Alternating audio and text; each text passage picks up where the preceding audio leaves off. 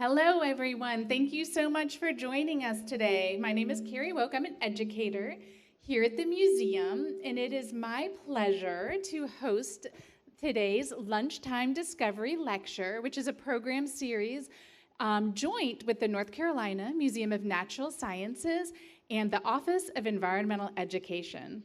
So I'm very excited to introduce our speaker today. So Chris Sweeney is a journalist and author, and he is the author of a book called The Feather Detective: Mystery, Mayhem, and the Magnificent Life of Roxie Laybourne.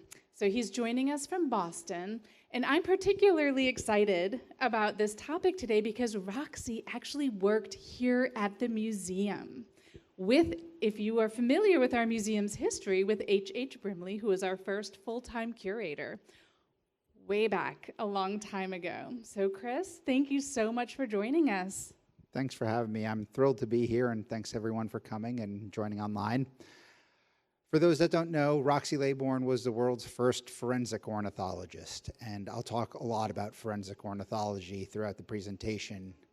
And essentially, Roxie developed ways of taking minuscule fragments of feathers and identifying the bird from which they came. And this all started because of an airplane crash. And as word got around, Roxie started getting pulled into law enforcement investigations. So I'm going to open the presentation with a short reading from the book.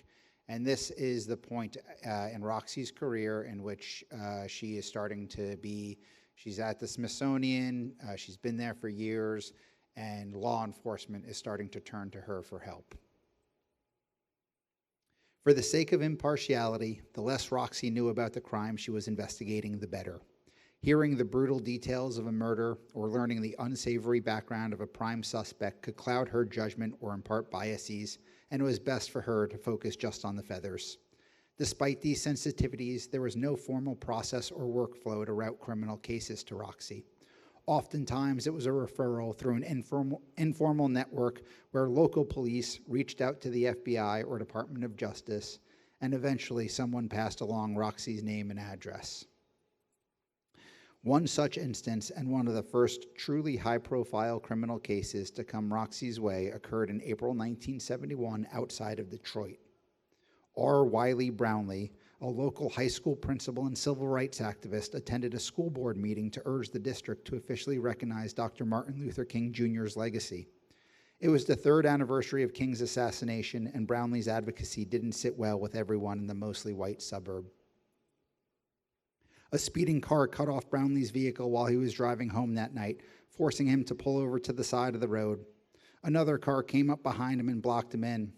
Out stepped a handful of men in KKK-style hoods and robes, one gripping a shotgun. Someone smashed Brownlee in the head, dropping him to the ground. Prostrate on the road and dazed from the blow, Brownlee laid motionless as the men slathered him in tar and then dumped a bunch of feathers on top of him. The assailants never muttered a word during the several-minute ordeal. They took Brownlee's car keys and left them on the side of the road. State police searched the homes and vehicles of several suspects, collecting numerous pieces of feathers in the process. They first sent the evidence to Donald Krupp in the Criminalistics Division of the Michigan Department of Public Health. Unfamiliar with feather analysis and unsure of how to proceed, Krupp's inabilities ground the investigation to a standstill. A newspaper article published 6 weeks after Brownlee's assault reported that while there were suspects in the case, the prosecuting attorney believed the evidence at the time was insufficient to bring criminal charges against any individual. The article noted that investigators had been analyzing tar and feather samples with little success.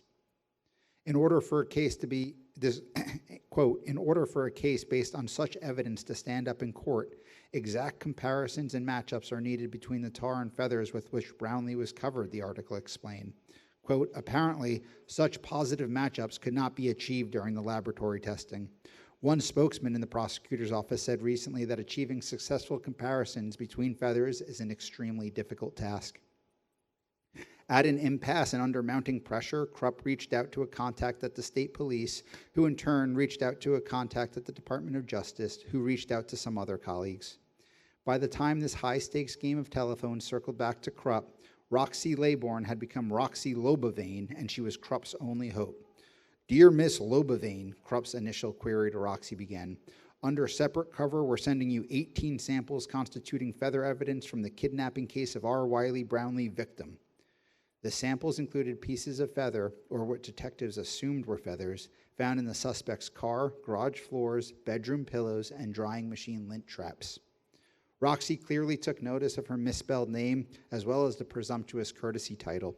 She was divorced, widowed, and fiercely independent, but she wasn't a miss. Roxie kept her response polite yet terse, acknowledging receipt of the evidence and agreeing to examine it. She concluded the letter, "I will send you the results of my study as soon as I complete it. Sincerely, Mrs. Roxie C. Laybourne, zoologist."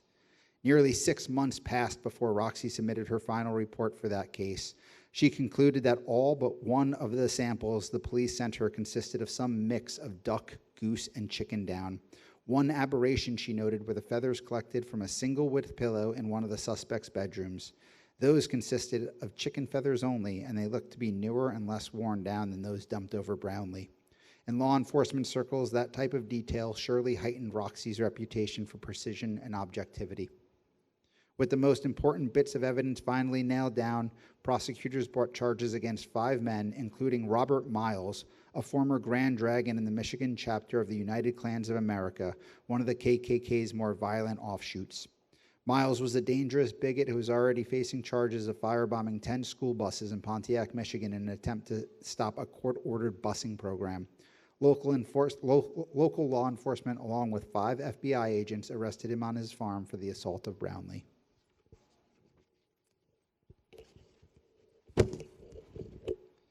So before I get to Roxie's life and work, are there any birders in the crowd? Anybody that can I'm going to test your identification skills with this next slide.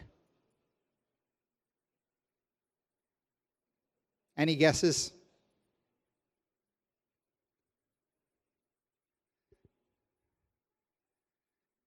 So this is actually, for Roxie's line of work, this would be a relatively intact specimen. This particular bird was an anhinga, and it was removed from a Burmese python stomach down in the Everglades. But you can see there's some full feathers here. Again, Roxie worked with really minuscule bits of feather. So this is a pretty robust sample in Roxie's world. How about this? Anybody have any guesses as to what this bird might have been? This was an American white pelican, and this got sucked through a jet engine. And this was typically the type of specimens that Roxie was asked to identify. I think if you show this to most people, they have no clue it's a bird, let alone a giant pelican. We'll get to how she did this in a little bit. Who was Roxie Laybourne? She was born Roxie Colley in Farmville, North Carolina in 1910. She came from a big family. She was the oldest sibling. She had 8 sisters, 5 brothers, and of those, there were 3 consecutive sets of boy-girl twins. As a young girl, she loved being outdoors. She would just wander through the North Carolina wilderness. She would drag her younger siblings along. She claimed that she took siblings as young as 3 and 4 for 10-mile strolls through the roads around Farmville. She would run up to her grandmother and ask for help identifying bird species. Her dad was also an auto mechanic, one of the first in that area. At the early 1900s, dawn of the motoring age. It was a new field, and Roxie loved watching him work and took an interest in engines. Roxie was incredibly smart. She was very clever. She was determined, and she was tough.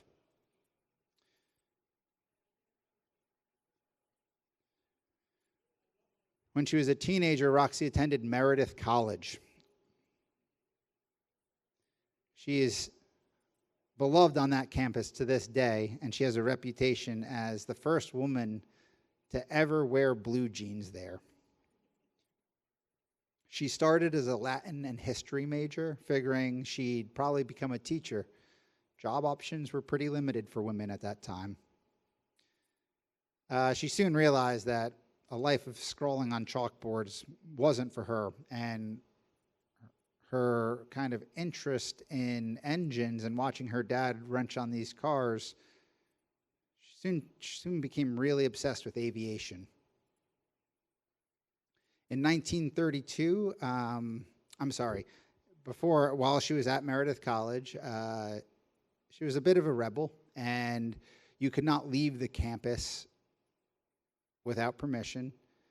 And on a Thursday one week, she got word that Amelia Earhart was landing at a nearby airfield and going to put on a little expo. And so Roxie did not seek permission, and she said, "I'm going," and jumped on a bus. And she got to see Amelia Earhart land in North Carolina. And it was a really, monumental moment for Roxie. And as she's kind of basking in this moment and thinking of God knows what, maybe she was feeling motivated, just admiring this pioneering woman, she looks up and she locks eyes with her phys ed teacher at Meredith College, who knew that Roxie was not supposed to be off campus. So by the time Roxie got back to the dorm room, there was a note on the bulletin board for Roxie to go see the dean, and Roxie was campused for 2 weeks, so she was not allowed to leave campus for any reason for 2 weeks at Meredith.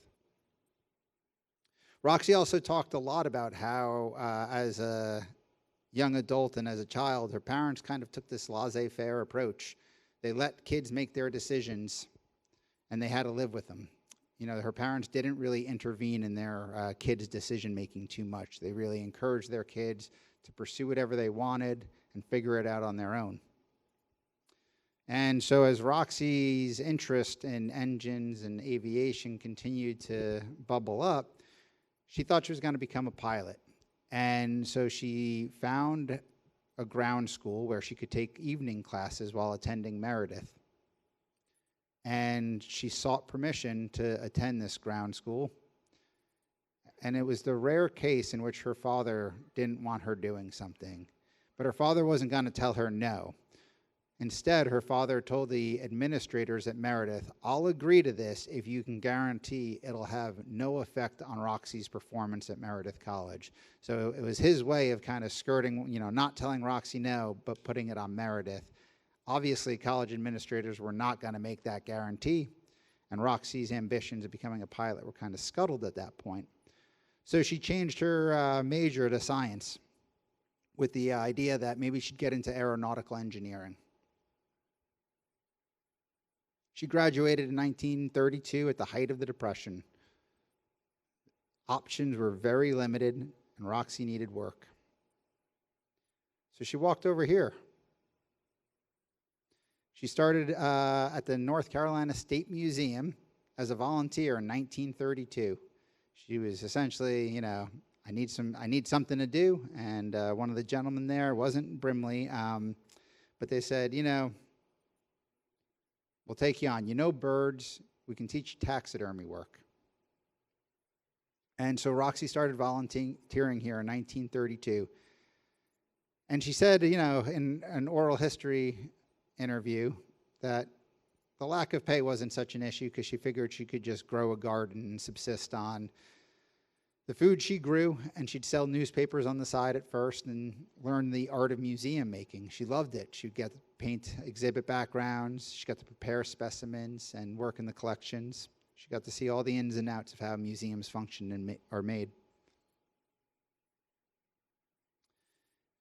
And then she stayed working, I should say volunteering, because she went for almost 5 full years unpaid. And then in 1937, she was officially appointed the first taxidermist of the North Carolina State Museum. And as this newspaper article notes, she was the first woman to take up this trade in the state. And Roxie was very talented with a fleshing knife. There's some archive that she was preparing a turkey for one of the Brimley brothers' friends who sent her. One of the Brimley brothers sent a friend to Roxie, said, "Have her prepare this turkey specimen for you." And this person wrote a note to the Brimley brother afterwards and said something to the extent of, "That turkey's so lifelike, I swear I saw it bend down and pick up a chestnut." Then in Roxie gets married, gets pregnant. Turns out the first husband, horrible alcoholic, abusive, couldn't keep a job. They're trying to make ends meet. And then World War II erupts. And at the time, Roxie had started pursuing a master's degree at NC State. And through word of mouth, one of the professors that was teaching Roxie had heard that the Smithsonian needed a taxidermist to work in their bird division. The war had siphoned off almost all the men for that were working in the museum at the time, and their specimens were falling into a state of disrepair. New specimens were coming in and were not being properly managed, not being properly prepared. And so this professor encouraged Roxie, why don't you apply? Why don't you think about going to Washington, D.C.? And so she did. It was a one-year appointment. And she instantly made a mark. All the men that were remaining there that were working in the taxidermy division, they couldn't believe the specimens that Roxie was preparing. These were some, at the time, the specimens were, some of them were greasy, some were had been sitting in freezers for years. And also GIs were sending specimens from all over the world that they were finding in the field back to the Smithsonian. Sometimes they would just open the mail and there'd be a box with a spider in it or a bug in it. All types of stuff was showing up from the war effort at the museum. So Roxie worked, made a mark, and then the war ended and Roxie was shown the door. Except, fortunately for her, at the time, the U.S. Fish and Wildlife Service managed part of the bird collection at the Smithsonian, and Roxie made a mark on the head of the bird division for Fish and Wildlife at the time, and he hired Roxie. He said, I understand you're kind of out of a job at the Smithsonian, but I'm going to keep you here. You're going to continue to work in the collection, but you'll be an employee of the U.S. Fish and Wildlife Service. And that was 1945, 1946. And for the next 15 years, Roxie toiled in the back rooms of the Smithsonian as a fish and wildlife employee. Wasn't glamorous work. It was often, managing specimens. Researchers would contact the Smithsonian in need of a specimen, and Roxie would fill out the paperwork, mail it out, track down these specimens. She continued to do specimen preparation for the Smithsonian. She did that for 15 years. And then in 1960, one day, her boss walks up to her with a box of some shredded bird remains and asked if she could have a look at him and possibly identify him. On October 4th, 1960, this airplane was taking off from Logan International Airport in Boston. It got 200 feet into the air and then nosedived right into the harbor, killed 62 people. It was the height of the Cold War. There was speculation, was it a bomb? Did somebody, do something to this airplane? A witness said that they saw a flash of fire shoot out of one of the engines before it nosedived. And as the FAA, which was in its infancy, got to the scene, they walked down and they found a bunch of mutilated bird carcasses at the end of the runway. And when they extracted the aircraft and got the engines and inspected them, they found a bunch of feathers and tissue gunked up in the engines. So they cleaned out those feathers and they sent them to the Smithsonian. And at the time, air travel wasn't all that safe. There were head-on collisions. There was a lack of safety standards. There was no real robust communication systems that would allow pilots to communicate with one another or ground control. So the FAA had a million priorities. Birds were not one of them until this airplane crash. And so Roxie pieced through these remains that were sent down to the Smithsonian and was able to determine that it was a flock of European starlings. And in the FAA's final accident report, or in the Civil Aeronautics Board's final accident report, notes that the flock of airplane collided with a flock of as big as 20,000 starlings. And some people chalked it up to a freak accident, but few within the FAA and the industry knew, look, birds hit airplanes all the time. This is a problem. We didn't really think that it'd be a problem for commercial airliners, but lo and behold, now we have 62 dead people and this terrible wreck that is scaring Americans. We need to do something about the bird threat. So what did they do? They gave Roxie a microscope, and they started mailing bird strike report forms to airports all across the country. And if you look at the original bird strike report form, it has the instructions to mail a feather or more to room 414 at the Smithsonian's National Museum. As soon as those forms started going out, Roxie's desk was just filled with envelopes. There were bird strikes in Colorado, California, Wisconsin, and she needed to figure out how to process these, how to identify which birds were being hit. If they were going to set new safety standards, you needed to know what birds were being hit, how much those birds weighed, and where they were doing the most damage. But there was no way to really figure this out. No one had ever really looked at those, if you think back to those fragments of feathers I showed you, there was a lot of research on feathers, but no one was really looking at these minuscule bits of feathers and trying to figure out species identification from them. And now there was a lot of pressure to figure out how to do that because Roxie needed to identify all these. So how did she do it? She figured out that if you take some barbs off a feather and mount them on a microscope, slide and put it under and magnify them, the barbules, these tiny microstructures that are invisible to the naked eye, are really distinct among families of birds and even species. And slowly she started building up her knowledge. This is what some barbules look like under a microscope. We have a barred owl, a mourning dove, a kestrel, an American black duck. There's these nodes, villi, hooks, barbs. You can see in the kestrel, you get these little streaks of pigment. At the time, there were comparison microscopes available, and that would have allowed Roxie to take the unknown specimen that an airline sent in and look at it side by side from a known specimen in the museum. So if she had a comparison microscope, she could have really streamlined her work, but she didn't. So she had to kind of get the specimen from the airline. She'd prepare the slide. She'd draw what she see, on the microscope. She would draw it on an index card, and then she'd kind of think about it. Okay, if this was a flight from New Jersey to Washington, D.C., you can rule out all the birds of the Pacific. You can rule out a whole bunch of birds, and she'd slowly winnow the possibilities based on the physical evidence. And then she'd go walking through the Smithsonian's bird collection, which today has some more than 600,000 specimens in it. And she'd try to figure out, maybe it was a black duck, maybe it was a teal, and she would pluck a tiny bit of feather off, bring it back, mount it, draw what she saw under the microscope, and then she'd look and try to figure out if they were a match. She did this thousands of times, tens of thousands of times, and then possibly as many as 100,000 times.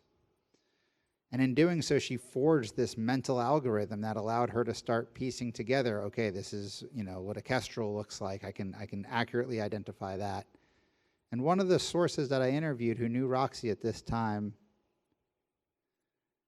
said that she had the ability to look under her microscope and realize it was never a pattern she had never seen before. And to him, that was almost more impressive than realizing it was a pattern that she knew. And so Roxie started doing this work all the time. She was a workaholic. She was in the museum 6 or 7 days a week, 12 to 14 hours a day. As I mentioned, her first husband was an abusive alcoholic. I think Roxie often escaped through her work. She was no stranger to work. She loved being in the museum, but it also, I believe, was an escape for her to be in the bird collection doing her work. Word started to get around Washington, D.C. that there was this unusual little woman in the Smithsonian's bird division who could identify the tiniest bits of feather fragments.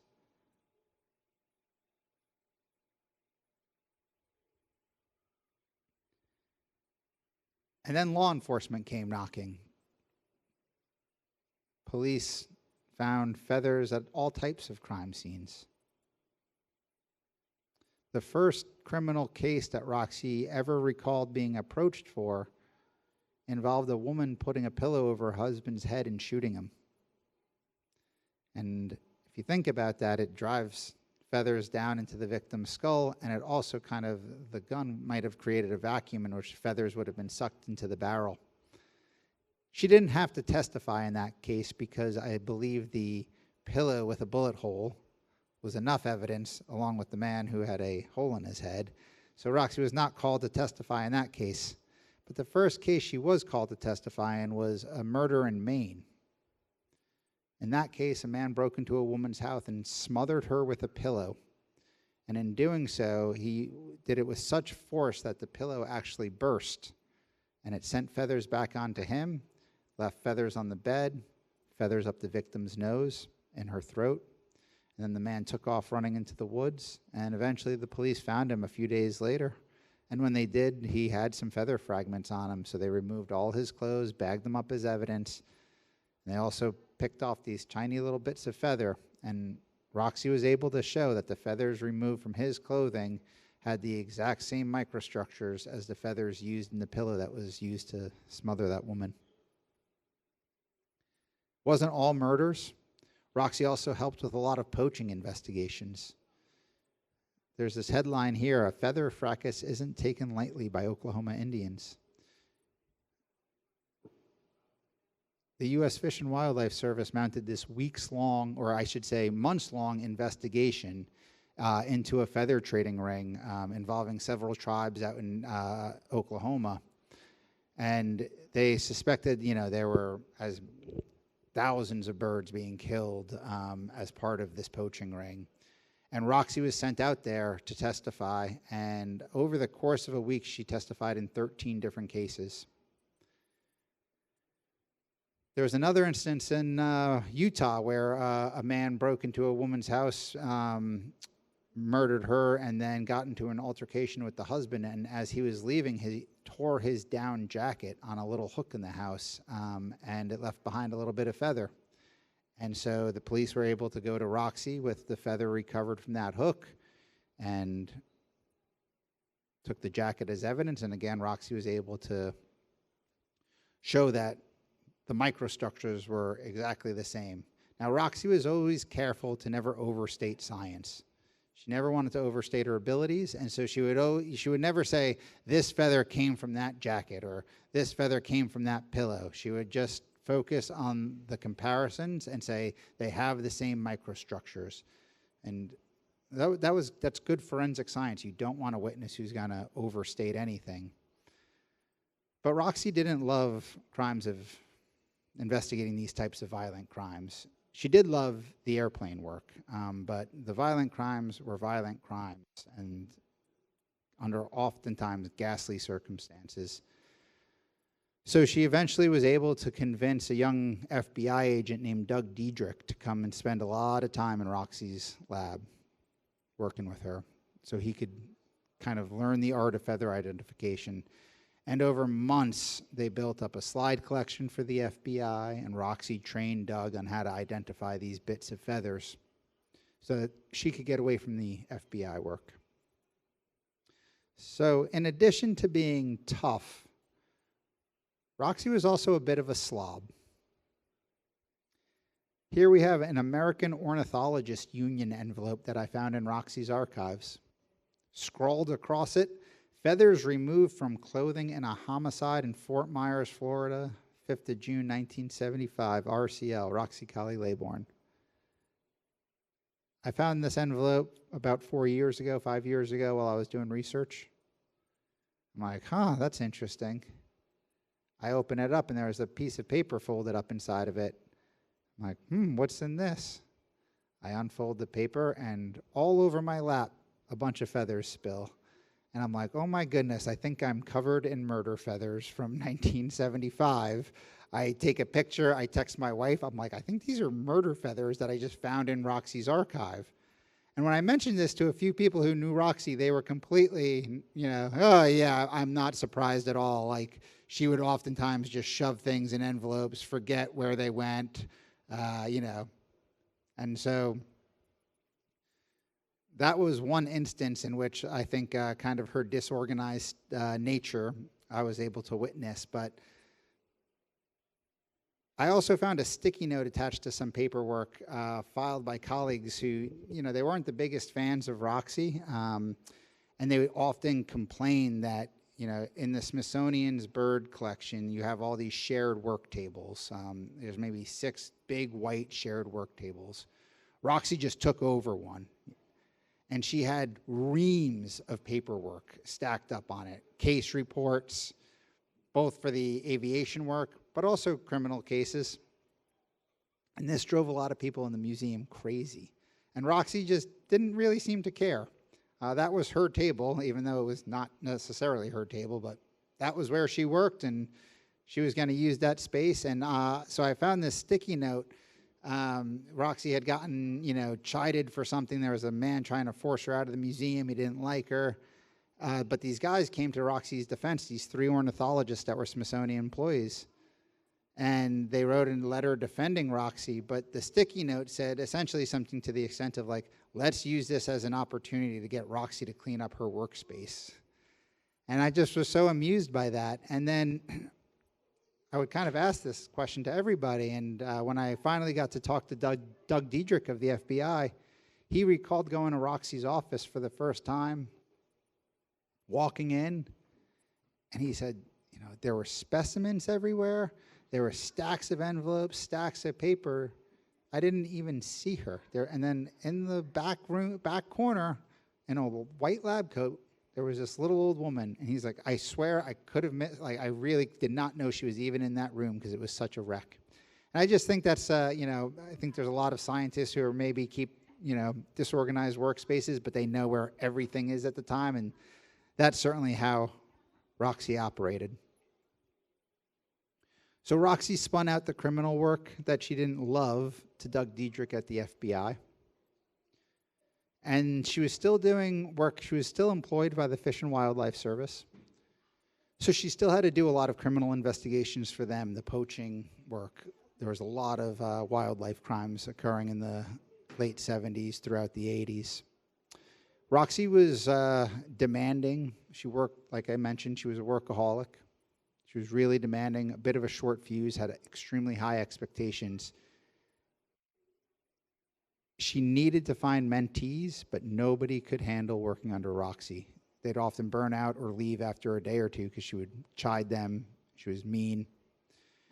And then a woman named Beth Ann Sabo kind of just stumbled into Roxie's life. And the first thing Beth Ann told me when I interviewed her was Roxie was not a good mentor. But they worked together for 5 years. Beth Ann just, you know, studied under Roxie, and their relationship evolved. And at first, Roxie would always be yelling at Beth Ann. She'd tell Beth Ann to go back to get a specimen from the collection, and then say, "That's a dirty bird, Beth Ann. Go get the right bird. Get a clean bird."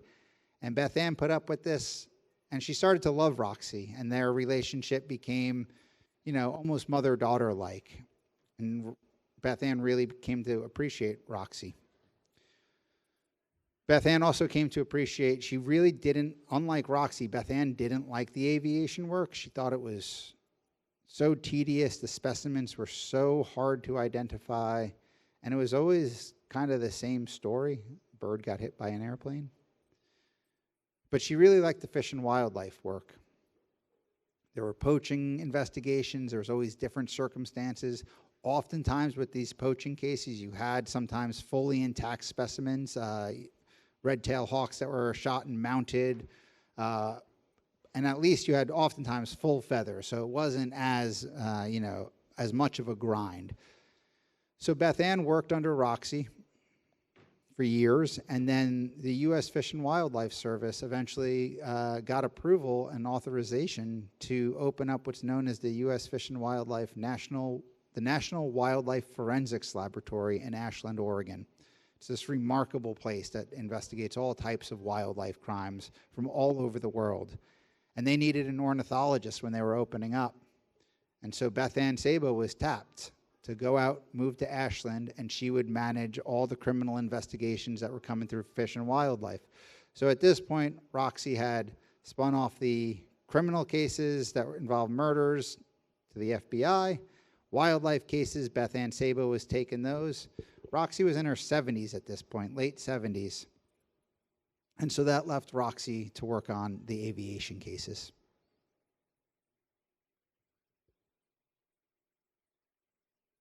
Does everybody remember this photo? This was the Miracle on the Hudson when Captain Sully hit a flock of geese.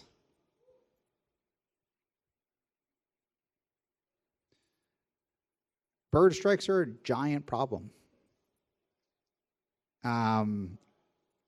You know, I think this is probably the most well-known bird strike in history. Unfortunately, no one died, and there were very minimal injuries. But I'm not joking when I say bird strikes happen all the time. While writing the book, my friend texted me. She was on a flight from Denver to Burbank, California. And as the airplane was landing, she felt this thud, and the pilot came on and said, "We just hit a bird." And you can see the radome. Here's, you know, I couldn't believe this was the text message she sent me. And then here's the zoomed in. So that's the radome of the airplane. And my friend was like, "Do you think you can ask somebody, like, will your person at the Smithsonian know what kind of bird this was?" And so there's a woman at the Smithsonian, Carla Dove. She was kind of the last of Roxie's proteges. Carla Dove came into Roxie's life when Roxie was in her 70s. And Roxie pushed Carla to kind of embrace the aviation work. Roxie never had her PhD, and she really pushed Carla Dove to get her PhD. Roxie called it the union card. At the Smithsonian, if you didn't have a PhD, you were often looked down upon, and Roxie was often brushed aside as, you know, she did service work, not real science. She wasn't doing systematics research. So she encountered all this type of, people didn't really take her seriously because they viewed her science as soft science, and she didn't have a PhD. So Roxie really pushed Carla Dove to pursue a PhD. And to base it on feather identification work. And I spent countless hours interviewing Carla Dove and a lot of time at the Smithsonian in the lab. So when my friend sent me this, I was like, I got to send this to Carla. And I text Carla, and I'm like, my friend was on a flight that's encountered a bird. And I think Carla, was like, "Oh, it happens, Chris."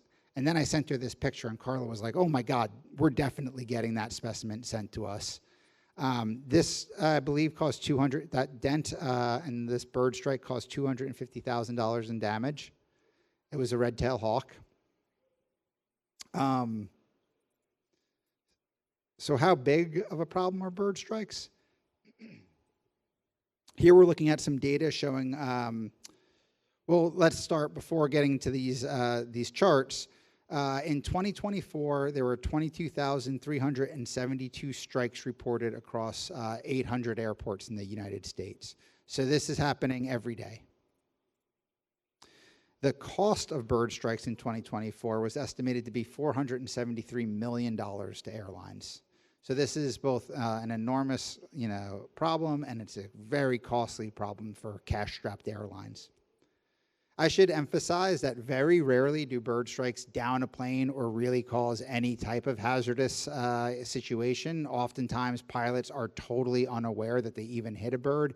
It's the mechanic that's, cleaning the plane or working on the engines afterwards that finds some, a bloody streak of feathers, and they call that snarge, which is a portmanteau of snot and garbage, because that's what it looks like after a bird gets hit by an airplane. And they'll scrape the snarge off, and they'll mail it to Carla Dove at the Smithsonian. So what there's obviously things aren't great for birds. Populations are in decline. Habitat loss is destroying their abilities to, propagate. There's so many challenges that birds are facing. But there are a few species where the numbers are going up, and I often think about bald eagles and osprey, which as a boy growing up on Long Island, I had heard of osprey, but I never saw them. They were wiped out almost entirely by DDT. Thanks to a lot of conservation effort, a lot of collective work around the country, populations are coming back. So we're seeing upticks in some populations of large species, including bald eagles and osprey. And as you can see, as these populations grow, so do the number of this particular species getting struck by an airplane. That's a big bird. You do not want to hit an osprey. I mean, you don't want to hit a bird, period, if you're in an airplane, but you definitely don't want to hit an osprey or a bald eagle. But this is a challenge. The aviation industry hasn't really made notable updates to its bird strike requirements since the early 70s, when Roxie first identified the species that caused the airplane crash in Maryland. Then there was the airplane crash in Boston. A few years after that, there was an airplane crash in Maryland caused by a flock of swans. That's when the industry updated some of its requirements, its engineering requirements, its resiliency standards for certain aircraft. Very little progress has been made, and there's been very little conversation about updating these standards nowadays. And there's this data comes from a researcher named Richard Dolbeer, who has been studying this problem. He was a friend of Roxie's, and he is adamant that we really need to have this conversation, because as these populations of big birds continues to increase, it's just going to become a bigger problem and a greater threat to both pilots and passengers.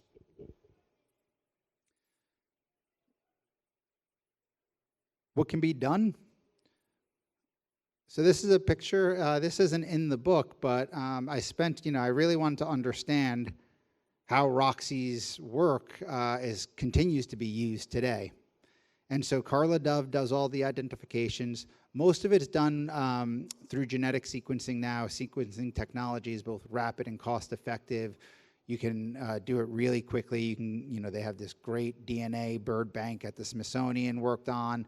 So if there's enough specimen scraped off an airplane, they can sequence it, accurately identify the species. But sometimes they have to use morphology, use Roxie's methods, because either there's not enough DNA, or in cases like when you're pulling a digested bird out of a snake gut, it's not so easy. So they'll rely on morphology and Roxie's, barbules.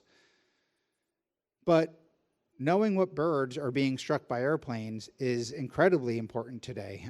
It informs a lot of, while there's not been much progress on updating safety standards of aircraft, there is a lot of progress and some amazing efforts that airports use. They look at what species are being hit, and then that informs, the landscaping and on-the-ground efforts at airports to prevent birds from coming into, getting them away from runways, deterring them from ever coming there in the first place. A lot of it comes down to landscaping, getting rid of standing water, getting rid of rubbish. But there's also, at most major airports, there's teams of people who are, wildlife technicians whose job it is to address this problem. And so as part of reporting the book, I spent a day riding around with the team at Logan Airport. And I'd never really thought about this. And so I didn't know what to expect. And we get into a white pickup truck and we start riding around, and the guy explains to me, there's 4 people on my team, there's 4 wildlife technicians, 3 are out here today. We're all riding around, keeping an eye on birds. We all have shotguns in our truck if if the birds don't get out of the way. And I'm like, that's not what I expected. And then he points out there's like a 6-foot tall wooden box, and he explains that that's a starling trap. They keep food, it's got a one-way entry point, and keep food and water at the bottom to attract the starlings, and then they trap them because starlings and any flocking bird is a major threat. And as we're riding along, I look out the window and I'm like, is that a great blackback gull? And he slows down. He's like, yeah, there's some herring gulls, and that is a great black-backed. And for those that don't know, that's the largest gull species. It has a wingspan of 5 feet. It's a big bird. You do not want to see that near a runway. And so he parks the car and, kind of waves me over, and we get out. And he walks over, and sitting on the grass is this thing. I'm like, what is that? And he's like, it's an air cannon. And without really giving me much of a warning, he whoomph and hits the trigger, and he radioed into the control tower first to make sure that he was not going to scare the gulls into a flight path. But once he got clearance, he hit that cannon, and the gulls took off. I thought my ears were going to pop, and a bunny that was hiding under this structure that we did not know about took off running 1,000,000 miles per hour down, and the guy was like, oh, that poor bunny probably just lost its hearing. But it was, it was a really eye-opening day. And all throughout the day, this guy, Jeff, just kept reminding me, we need to know what birds are getting hit so we can tailor our approaches to managing them. And we all have Roxie Laybourne to thank for that. Thank you so much for coming and for joining online. I'm happy to take any questions. Thank you. If you have a question, raise your hand and I'll bring the microphone over to you.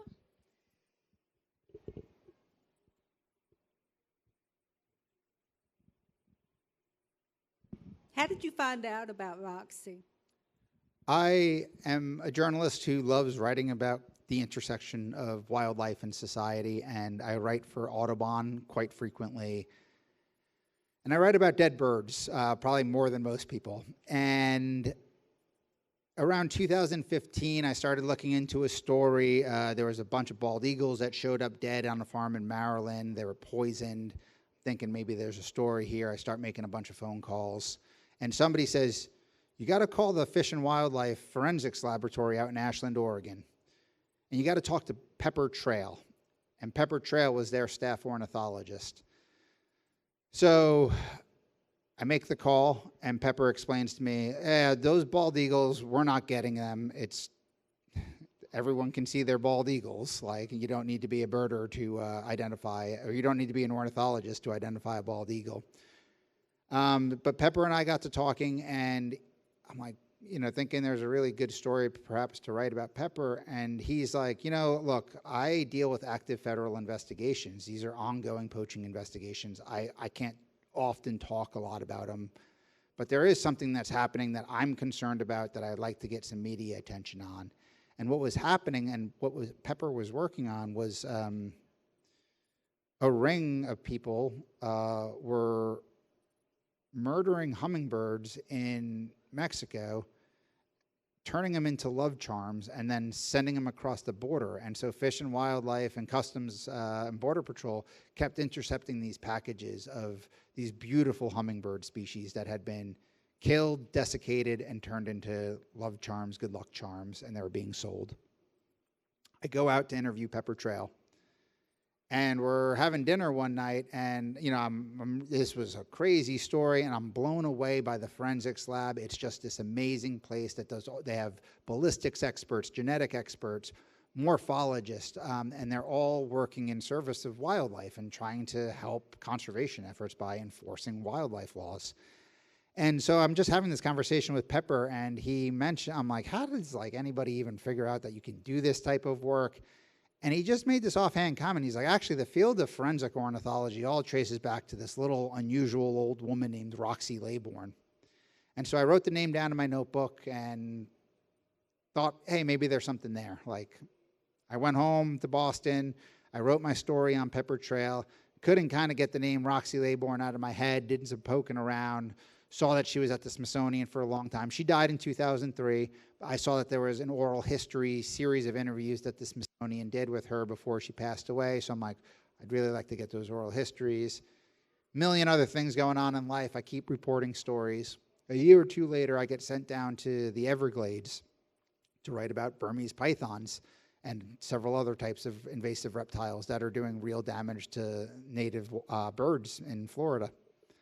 And I see some of these bird remains, and I'm like, how do you even know that's a bird? That's just, it looks like garbage. There's no way you can tell me that's a bird confidently. And the scientist is like, yeah, no, I don't do the identifications. We send all these up to the Smithsonian. They have a feather ID lab at the Smithsonian. There's a woman named Carla Dove. You should give her a call. She'll tell you how she does her identifications of these the birds coming out of snake guts. I call Carla Dove. We get to talking. And along the way, she says something to the extent of like, oh, yeah, my mentor Roxie was this woman, Roxie Laybourne. I'm like, I know that name. I wrote about Pepper Trail. I've heard of Roxie before. And Carla's like, where are you? And I said, I'm in Boston. And she said, oh, the first case Roxie ever investigated was this tragic airplane crash in Boston. In fact, I think I know somebody who lives up there who was actually like 16 or 17 at the time and dove into the water and pulled some bodies out when that airplane went down. Would you like his name? And I was like, absolutely. Like, this sounds crazy, just as a journalist looking for stories. So long story short, eventually everything, it felt like serendipity. Like I kept hearing Roxie's name. And as a reporter, I make a million phone calls. I trace down, everyone that I can. And it just felt weird that this started with an investigation into these dead hummingbirds where I first heard Roxie. Then I'm writing about snakes, and I hear about Roxie again. And now I'm learning about an airplane crash that I have no recollection. I knew nothing about this airplane crash, and it was tragic. 62 people died. It was it was completely kind of forgotten in history. And I ended up writing a story for Audubon magazine first about Roxie and this airplane crash for the 60th anniversary of the crash. And in reporting that story, I came to learn just how incredible Roxie was. And some very kind archivist at Meredith College sent me up a bunch of papers of Roxie's time at Meredith. And I realized, there might be fodder for a book here. And this woman certainly lived a life that deserves greater recognition than it has ever had.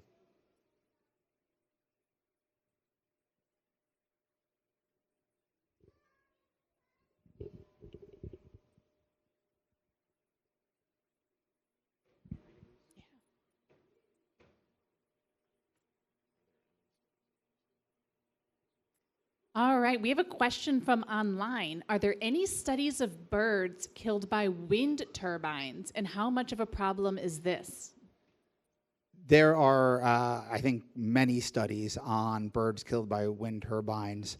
It's a problem. I don't know exact mortality rates associated with wind turbines. I don't think it compares to the number of birds that are killed by cats that are poorly cared for and let outside. So many birds die from colliding with windows in our homes, in our buildings in the cities. And wind turbines are a part of this, birds die from that way, but I don't think it's the leading cause. And there's just, birds are dying from a million cuts, and wind turbines, airplanes are two types of cuts, but I do believe cats that are let outdoors and window strikes account for a far greater amount of bird fatalities. I'm wondering, how has this project impacted how you experience birding or experience going out in nature today? I'm not a hardcore birder. I really appreciate birds, and I think always through the lens of journalism, and I'm always looking for stories, and that was often my experience. But I will say, I have two young daughters, and I get them out, we go fishing and birding a lot. And we're always just out in the suburbs of Boston. We drive out to the suburbs and we walk around the woods 2 to 3 times a month. We pop on the Merlin app and we just, my daughters get so excited as they kind of watch the Merlin app fill up. So I think, this project has really helped me appreciate the importance of getting young women engaged in science and nature. Roxie was I didn't really go into the amount of sexism and discrimination she faced throughout her career, but it was enormous and constant up to the day she died. And so I feel like if I can engender curiosity in my daughters, that's really important to bringing the next generation of scientists along.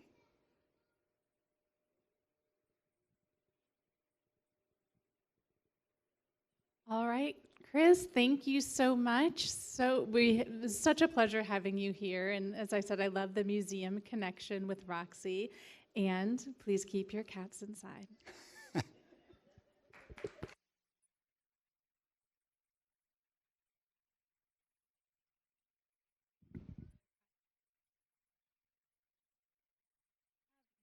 For sale over next to Bob's cart there, and Chris will be available to sign them. So please go get your book.